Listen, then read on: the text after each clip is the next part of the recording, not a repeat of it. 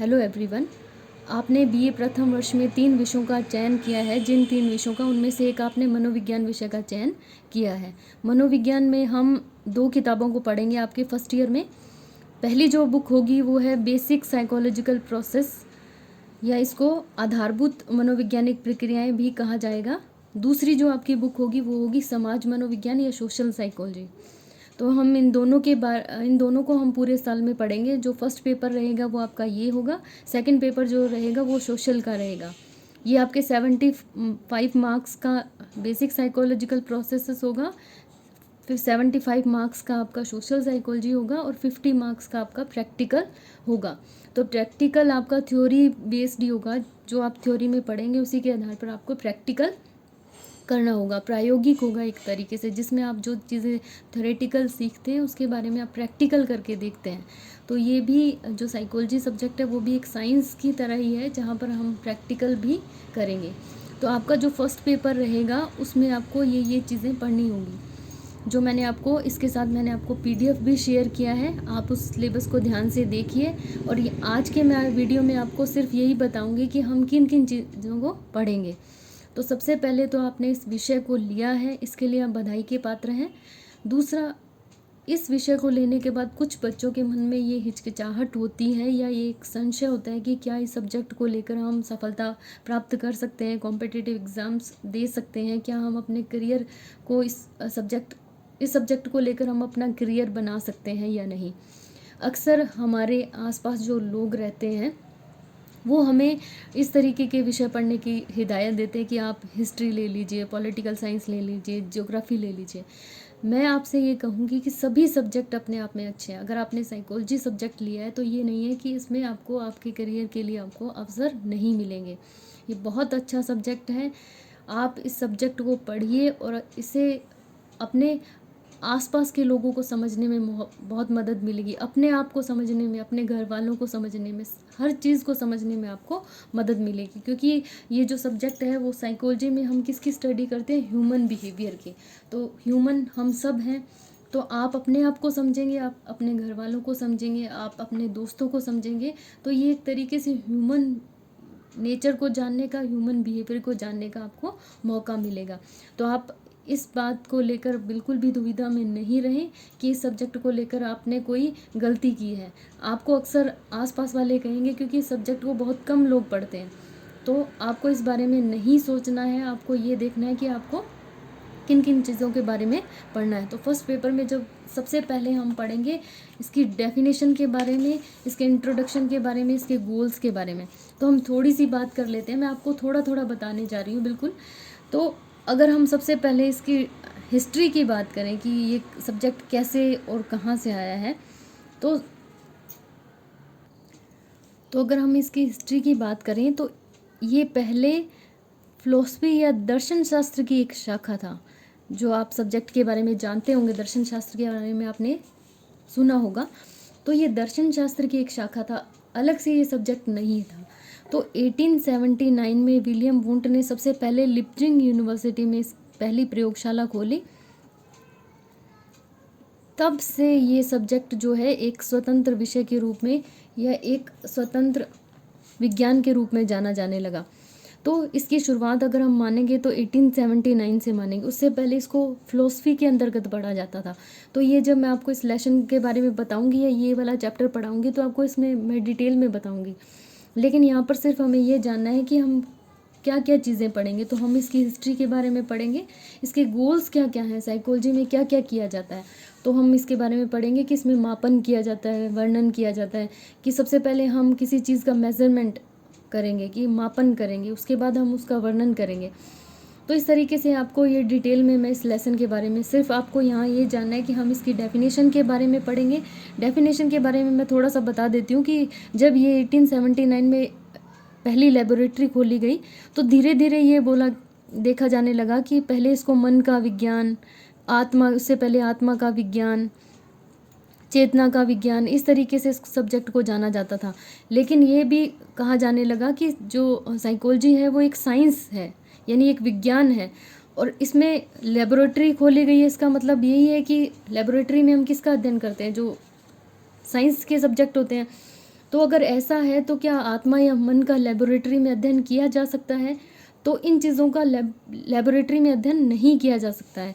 तो इस बात का खंडन किया गया कि मनोविज्ञान जो है वो मन का या आत्मा का विज्ञान नहीं है। उसके बाद आया कि ये क्या है, व्यवहार का विज्ञान या बिहेवियर की स्टडी है। और व्यवहार क्या है, जो हम कर रहे हैं, जो दूसरे को दिखाई देता है, वो व्यवहार है। तो व्यवहार का अध्ययन हम क्या कर सकते हैं, प्रयोगशाला में कर सकते हैं। तो यहाँ पर जो इसकी डेफिनेशन बनकर आई वो क्या थी, साइंटिफिक स्टडी या systematic study of human behaviour. तो व्यवहार का जो अध्ययन है वही मनोविज्ञान की परिभाषा, या मनोविज्ञान में क्या किया जाता है, व्यवहार का अध्ययन किया जाता है। तो इसको हम डिटेल में आपको एक एक चीज़ में समझा दूंगी, आपको किसी भी चीज़ को रटने की ज़रूरत नहीं है। साइकोलॉजी में ये सबसे बड़ा फ़ायदा आपका ये रहेगा कि आप सिर्फ कॉन्सेप्ट समझेंगे, उसके बाद आपको किसी भी चीज़ को रटने की ज़रूरत नहीं है। तो सबसे पहले हम इसकी डेफिनेशन पढ़ेंगे, इसके क्या क्या गोल्स होते हैं वो पढ़ेंगे। उसके बाद इसकी हिस्ट्री के बारे में पढ़ेंगे कि स्ट्रक्चरलिज्म, सबसे पहले संरचनावाद आया था इसकी हिस्ट्री में। अगर हम बात करें, संरचनावादियों का मानना था कि संरचना ही सबसे महत्वपूर्ण होती है। अगर हम किसी चीज़ के बारे में बात करें तो उसकी स्ट्रक्चर इंपॉर्टेंट है। स्ट्रक्चर का मतलब, अगर मैं बात करूँ किसी टेबल की स्ट्रक्चर, तो उसकी लंबाई क्या है, उसकी चौड़ाई क्या है। इस तरीके से अगर हम उस समय मन का विज्ञान या आत्मा का विज्ञान कहा जाता था, तो मन का जो स्ट्रक्चर है, इस किन किन चीज़ों से मिलकर बना है, तो ये इम्पोर्टेंट है। फिर धीरे धीरे इसका खंडन हुआ, तो उसके बाद फंक्शनलिज्म आया कि संरचना महत्वपूर्ण नहीं है बल्कि उसका कार्य, उसकी उपयोगिता महत्वपूर्ण है। उसके बाद जब व्यवहारवाद आया, यानी व्यवहार का विज्ञान कहा जाने लगा, तब बिहेवियरिज्म, वो क्या था, व्यवहारवाद की ये सारी चीज़ें, ना तो संरचना महत्वपूर्ण है ना उसका फंक्शन महत्वपूर्ण है, जो व्यवहार जो सामने दिखाई देता है वो महत्वपूर्ण है। उसके बाद गेस्टोल्ट, साइकोएनालिसिस, इस तरीके से ये बहुत सारे, हम उसको डिटेल में पढ़ेंगे। तो बहुत सारे संप्रदाय आए, इनको स्कूल्स कहा जाता है। स्कूल्स का मतलब होता है, यह संप्रदाय का मतलब होता है कुछ लोग आपस में जिनकी विचारधारा मिलती है, वो आपस में एक गुट का निर्माण कर लेते हैं या एक संप्रदाय का निर्माण कर लेते हैं, जिसको स्कूल कहा जाता है। तो ये सारे स्कूल के अंतर्गत आते हैं। स्ट्रक्चरलिज्म, फंक्शनलिज्म, इनको मानने वाले ये मानते हैं, जैसे स्ट्रक्चरलिज्म वाले वो मानेंगे कि संरचना महत्वपूर्ण है, फंक्शनलिज्म वाले फंक्शनलिज्म को महत्वपूर्ण मानेंगे। उसी की तरह से गेस्टोल्ट जो है वो कहता है कि हम किसी चीज़ को संपूर्ण रूप में देखते हैं, उसके टुकड़ों का योग उसका संपूर्ण नहीं है। तो हम किसी भी चीज़ को उसको संपूर्ण रूप में देखते हैं। इसकी हम डिटेल में आगे बात करेंगे। उसके बाद मॉडर्न पर्सपेक्टिव कौन कौन से हैं, जैसे मान लीजिए बायोलॉजिकल पर्सपेक्टिव ये कहता है कि जो बायोलॉजी इम्पोर्टेंट है, कि देहिक, जो व्यवहार का देहिक आधार है वो इम्पोर्टेंट है, जिसके अंतर्गत हम न्यूरॉन पढ़ेंगे, नर्वस सिस्टम पढ़ेंगे।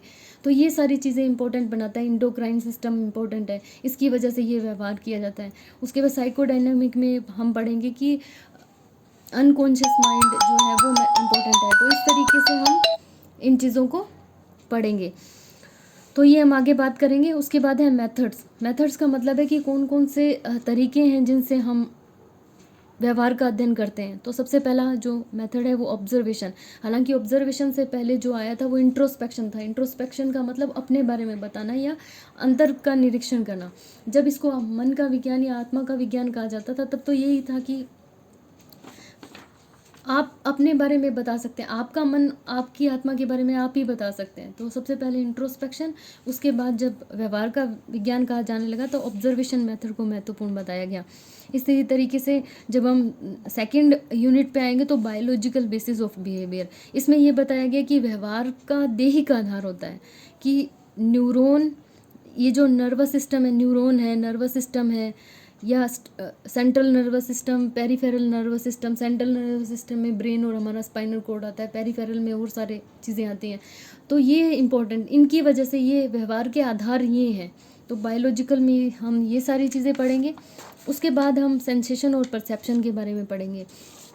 सेंसेशन और परसेप्शन का मतलब होता है कि कोई भी उद्दीपक, ये चीज़ें आप बहुत बार पढ़ेंगे। स्टिमुलस आपके बार बार आएगा। स्टिमुलस का मतलब होता है हमारे जो 5 सेंसेस या सेंस ऑर्गन हैं, वो क्या है, उनके लिए कोई भी वस्तु क्या कहलाएगी, उद्दीपक कहलाएगी। जैसे मैं मान लीजिए मैंने ये पेन रखा, मैंने इस पेन को आँख से देखा, तो ये मेरे लिए क्या है, उद्दीपक है। किसके लिए, हमारा जो सेंस ऑर्गन कौन सा काम कर रहा है, आँख। कोई भी आवाज़ आई तो वो आवाज़ हमारे लिए क्या होगी, उद्दीपक होगी। तो स्टिमुलस, कोई भी स्टिमुलस आएगा और प्राणी क्या करेगा, उसका रिस्पॉन्स देगा या अनुक्रिया करेगा। तो ये जो स्टिमुलस है, यहाँ से इन्फॉर्मेशन, किसी भी उद्दीपक से इन्फॉर्मेशन हमारे ब्रेन तक पहुँचती है, उस प्रक्रिया को हम सेंसेशन, उसके अंतर्गत और भी बहुत सारी चीज़ें हैं, वो हम बाद में बात करेंगे। और उसके बाद उस सेंसेशन से लेकर हम रिस्पॉन्स करते हैं, उससे पहले तक की प्रक्रिया को हम परसेप्शन के नाम से जानते हैं। तो कौन कौन से सेंसरी रिसेप्टर्स होते हैं, सेंसरी थ्रेशोल्ड क्या होती है, ये सारी चीज़ें हम पढ़ेंगे। परसेप्शन क्या होता है, क्या क्या इसकी स्थिरता क्या होती है, साइज, शेप और ब्राइटनेस स्थिर क्या होती है, कॉन्स्टेंसीज, गेस्टोल्ट प्रिंसिपल्स कौन कौन से हैं परसेप्शन के, ये सारी चीज़ें पढ़ेंगे। उसके बाद हम सेक्शन बी में हम पढ़ेंगे लर्निंग के बारे में। जो हमारी 4th यूनिट रहेगी वो रहेगी लर्निंग। लर्निंग का मतलब होता है कि हम बहुत बार ऐसी बातें करते हैं कि ये चीज़ मुझे नहीं आती, ये मैंने सीख ली। तो ये कौन सी चीज़ है जो लर्निंग को, क्या चीज़ डिफ़ाइन करती है कि मान लीजिए मुझे आज कंप्यूटर चलाना नहीं आता, मैंने कुछ समय तक सीखा, उसके बाद मुझे चलाना आ गया। तो ये एक तरीके से व्यवहार में परिवर्तन होता है। तो लर्निंग का मतलब होता है चेंजेस इन बिहेवियर, हमारे व्यवहार में जो परिवर्तन आता है उसको हम लर्निंग कहते हैं। तो लर्निंग की बहुत सारी थ्योरीज हैं, जिसमें क्लासिकल कंडीशनिंग थ्योरी पढ़ेंगे, ऑपरेंट कंडीशनिंग थ्योरी पढ़ेंगे, कॉग्निटिव लर्निंग पढ़ेंगे, ऑब्जर्वेशन लर्निंग कि हम देख कर सीखते हैं ऑब्जर्वेशन करके, तो ऑब्जर्वेशन लर्निंग पढ़ेंगे। उसके बाद हम पढ़ेंगे मेमोरी के बारे में। मेमोरी का मतलब हम ये बोलते हैं कि उसकी मेमोरी ऐसी है, मेरी मेमोरी ऐसी है, या किसी की स्मृति ऐसी है। तो ये जो स्मृति, बहुत सारी घटनाएं ऐसी होती है जो बहुत साल पहले होती हैं और हमें आज भी याद होती हैं। तो ऐसा क्या मैकेनिज़्म है कि हमें चीज़ें याद रहती हैं, हमें किसी का फ़ोन नंबर याद रहता है, हमें एड्रेस याद रहता है, हमें हमारे अतीत की सारी चीज़ें याद रहती हैं, कल जो हुआ है वो याद रहता है, कई बार नहीं याद रहता। तो उसके क्या कारण है, फॉरगेटिंग क्यों होती है, ये विस्मरण कहलाता है कि हमें कोई चीज़, कल ही कुछ घटना हुई है और हम भूल गए, या बहुत साल पहले जो घटना हुई है हम उसको भूल गए। तो ये कौन कौन से मेमोरी की, कौन कौन